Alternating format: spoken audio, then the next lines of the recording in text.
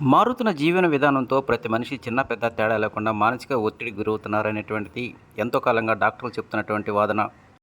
గతంలో పట్టణ ప్రాంతాలకే పరిమితమైనటువంటి ఈ యొక్క ఆందోళన అంశమైనటువంటిది నేడు పల్లి ప్రాంతాలు కూడా పాకిందని చెప్పవచ్చు. ఎందుకు ఆందోళనకు గురి అవుతున్నారనే అంశంపై స్పష్టత లేకపోయినప్పటికీ వివిధ కారణాలతో ప్రతి మనిషి ఒత్తిడికి గురవుతున్నారు. ఈ ఒత్తిడిని తగ్గించుకోవడానికి హాస్పిటల్స్ చుట్టూ కొంతమంది, ఆరోగ్యం కాపాడుకోవటానికి, మానసిక ప్రశాంతత కోసం ఆశ్రమాల చుట్టూ మరికొంతమంది తిరుగుతూ ఉన్నారు.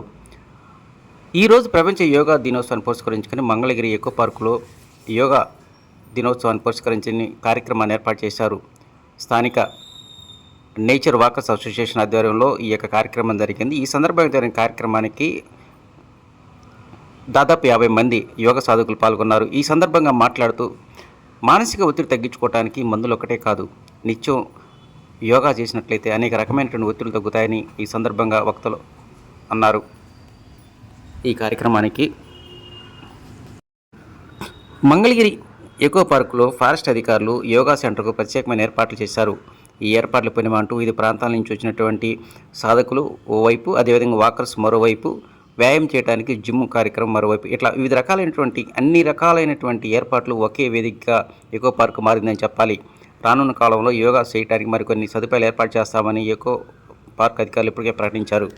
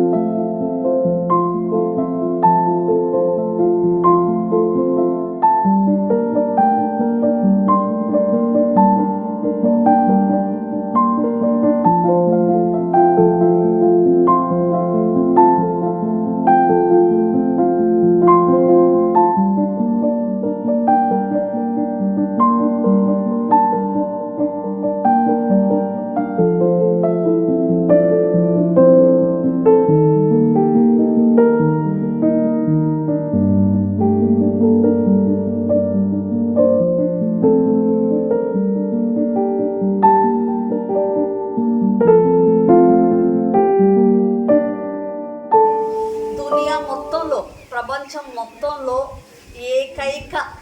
ఏకైక దారి ఒకటే ఒక దారి ఉందంటే అది యోగా ప్రాక్టీసు. అది ఎవరు చెప్పినా ఇదే చెప్తారు. Okay, now will start. ఒక ఈజీగా ఉండే ప్రాణాయామం స్టార్ట్ చేద్దాము. దాని తర్వాత చిన్నగా మీరు కూర్చొని